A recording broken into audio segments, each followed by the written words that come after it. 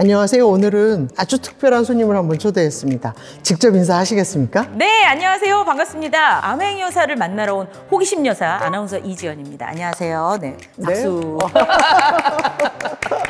아니, 무슨 어디 이렇게 암행을 다니시는 그러게요. 거예요? 네. 제가 하는 ombudsman 활동을 소개하려고 네네. 사례들을 소개해드리고 있는 중에 네.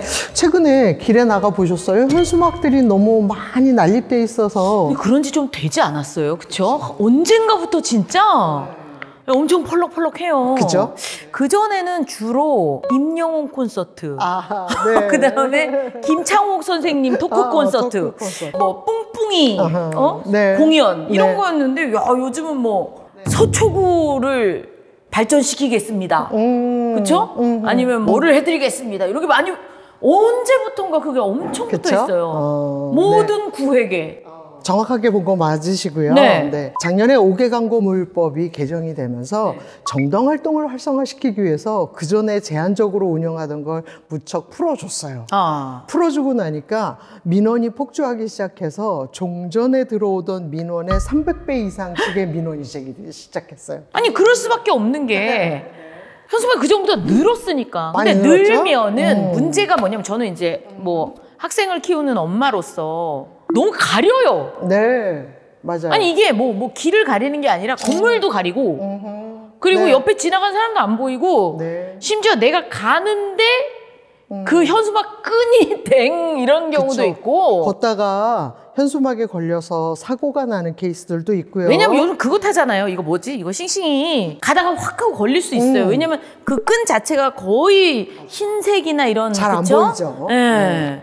그건 굉장히 위험해 보이더라고요. 맞습니다. 네, 그것뿐만이 아니라 현수기 위에다가 설치한 경우에는 신호등을 가리기도 해서 우회전하려는 차량들이 사람이 안 보이지. 안 보입니다. 맞아요. 네. 그래서 안전에 생기는 문제가 좀 있긴 하고, 일정한 규제를 완화한다 하더라도 어느 지역에 몇 개, 그리고 교통에 장애를 준다거나 위험이나 안전에 위협을 주는 사안들은 하지 않도록 준비가 되어야 될 텐데, 그렇죠. 이런 종류의 관리 지침이 없다 보니 구체적인 관리 지침들을 다 지자체가 알아서 조례로 정하도록 하다 보니 빠르게 조례가 개정되지 않고 관리 지침들이 빠르게 만들어지지 않다 보니 종전에 있던 것들보다 훨씬 더 많아졌죠. 왜 그렇게 된 거예요? 근데 뭐 때문에 갑자기 그게 오케이가 돼서 막 걸린 거예요? ombudsman 활동이 워낙 기본적으로 중립적인 성격을 갖고 있고 네네. 독립적인 성격을 갖고 있기 때문에 네. 얘기하지 못하는 사연들도 좀 있고, 네. 그러다 보니 가로등 현수기가 공익 목적에 우선적으로 사용될 수 있도록 하라라는 공고를 하게 됐어요. 네네. 그래서 항상 사용승인의 우선순위는 공익 목적이어야 한다. 그 우선순위를 가를 수 있는 가이드라인을 만들어라. 그리고 정기적인 실태 조사를 해서 난립하는 걸 방지해라. 관리 강화 방안들에 대한 제도 개선 공고를 해서 경기도 관내에서는 수용되고 있는 상황이긴 합니다. 그게 다 시민 안전과 그렇습니다. 네, 그런 모든 그렇죠. 것들을 위한 네. 권고를 하신 거네요. 그렇죠.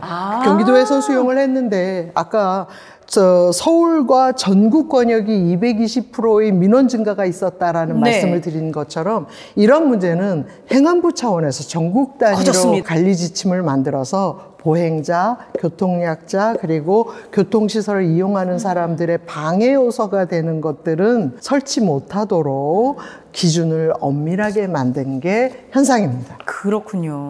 그러니까 원래는 공익이 우선시 최우선이 돼야죠. 맞아요. 네. 옛날에 우리가 컨셉을 생각을 해보면 누구네 집에 장남이 뭐 서울에 대학 붙었다, 뭐 아니면 뭐 우리 학교가 뭐 잘했다, 뭐 신입생 환영합니다, 이런 건데, 이제 이게 점점 더 이제 사익이 극대화되고 있죠. 네, 사회가 워낙 복잡해지고 막 이러다 보니까 꼭 이렇게 공중에 대해서 이렇게 하고 싶은 말도 많으시고, 그게 비단 뭐 상업적이든 정치적이든 간에 시민 모두를 위한 안전을 위한 규제는 필요하다는 생각이 저도 듭니다.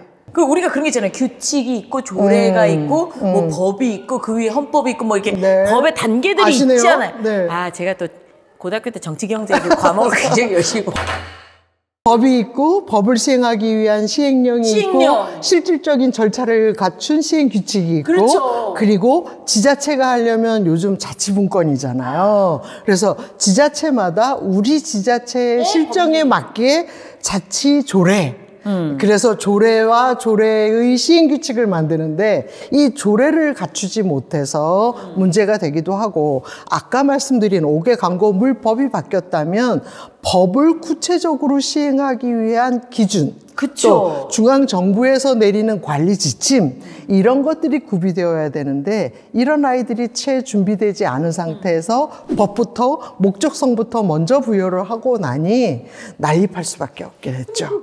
아니 그러면 안혜영 여사님, 네. 예를 들어서 길이, 네. 폭, 정했습니다. 그래요? 네, 오. 정했습니다. 당초에는 없던 것을 네. 그런 종류의 민원이 너무 많고 네. 이렇게 실질적으로 피해를 입는 분들도 생기고 네. 그래서 올해서부터 시행되고 있는 것 중에 네. 어린이, 노인, 장애인 보호구역 안에는 네네. 정당 현수막 설치는 금지되어 있습니다. 괜찮다. 왜냐면 네. 그 학생들이 제일 걱정이거든요. 어린아이들이나. 딱 저의 눈높이에 걸리는 데가 있어요. 그것도 하면 안 되는 그쵸? 일입니다. 네.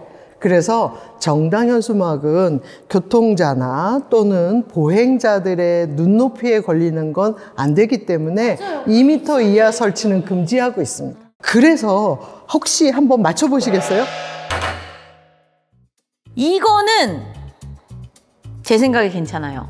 첫 번째 거는 괜찮아요? 왜냐면 옆에 그 자동차보다도 위에고 사람 머리보다도 위야. 문제가 있어 보이는 것 중에 옆에 횡단보도 보이시지 네. 않으세요? 그래서 횡단보도 구간 내에는 현수막 높이를 2.5m 미만이라고 되어 있어서 사람의 머리보다 조금 더 올라가야 되네. 올라가야 되지 않을까 싶습니다. 이게 되게 애매하네요. 그럼 다이소 가릴 것 같은데요. 다이소가 속상하잖아. 2.5m 미만 설치 금지 구간을 보자면 교차로, 횡단보도, 버스 정류장, 딱 사람들이 지나다니기에 많은 곳이죠. 그래요. 그게 머리보다 훨씬 위에 있어야 그렇죠. 시야 확보가 되죠. 네. 맞습니다. 두 번째 그림은 이건 괜찮아요. 뭐야, 내가 뭐 하나 걸으려고 그러는 왜 다 괜찮아 보이지? 왜냐하면 네. 이게요, 허리쯤까지 올 것 같거든요. 그럼 오히려 시야를 안 가릴 것 같아요. 우선 이 관리 규칙에 의하자면 신호등, 가로등 이런 표지판들을 가리는 건 근본적으로 안 되고요. 네. 그리고 제일 아랫부분의 끈은 2m 이상이라야 해요. 이건 한참 더 올라가야 네, 되고 더 올라가야 다른 데다 돼요. 묶으셔야 될 것 같아요. 맞습니다. 특히나 소방시설이나 그 주변에 이런 현수막을 거는 경우들이 많아요. 이거 역시 금지되고 있습니다. 5개 광고물법 8조 제8호에 따라서 정당 현수막에 대해서는 별도의 신고나 허가 절차 없이 현수막을 표시 설치 가능하게 됨으로써 생겨났던 300% 이상의, 전국 단위로 보자면 220% 이상의 민원 증가율 때문에 결국은 관리 지침을 만들게 됐고요. 이 관리 지침에 따르자면 안전과 그리고 사람들의 일상생활을 방해할 것은 하지 못하도록 기준을 정확하게 만들어 놓고 있기 때문에 잘 준수되었으면 좋겠습니다. 네. 오늘은 이지연 아나운서님 호기심 여사라고요? 네. 궁금해요. 네. 현수막과 관련된 관리 방안에 대해서 심도 깊게 이야기 나누어 보셨습니다.